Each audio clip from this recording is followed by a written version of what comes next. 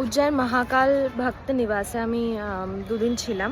তো আজকে বেরিয়ে যাচ্ছি। যাওয়ার আগে একবার মহাকাল দর্শন করব, দর্শন করে বেরিয়ে যাব।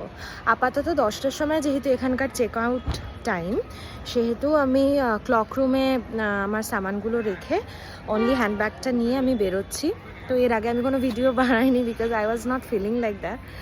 সো আজকে আমি এখান থেকে ওমকারেশ্বর যাব। এখান থেকে গাড়ির ব্যবস্থা আছে, মানে এই যে ভক্ত নিবাস আছে, মহাকাল ভক্ত নিবাস, মানে একদম কি বলবো, এই জায়গাটায় আসলে এখানে যদি মানে ডাইরেক্ট এসে এখানে রুম বুক করতে হয়। আই ওয়াজ ভেরি লাকি কে আমি রুমটা পেয়ে গেছিলাম। সবাই পায় না এখানে, ভীষণ বড় প্রিমাইসেসটা, আর ভিতরে পার্কিংয়ের ব্যবস্থা।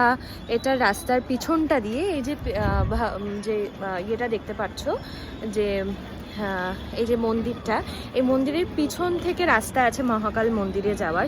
তো পুরো মন্দিরের সাথে অ্যাটাচড এই জায়গাটা। তো অন্য কোনো হোটেলে গেলে কি হয়, মানে ডাইরেক্ট আসা যায় না, বিকজ পায়ে হেঁটে যেতে হয়, জুতো রেখে and all everything.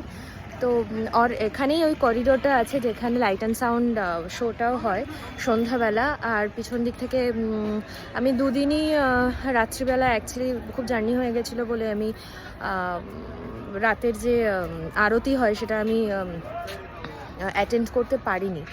R hot করে চলে আসাতে আমি ভস্ম আরতিটাও অ্যাটেন্ড করতে পারিনি। বাট যাই হোক, উজ্জয়নে আসাটাই একটা বিশাল বড় ব্যাপার। আর বাবার দর্শন ভালো করে করেছিলাম। যে ভিআইপি টিকিট হয় 250 টাকা করে, 250 রুপিস।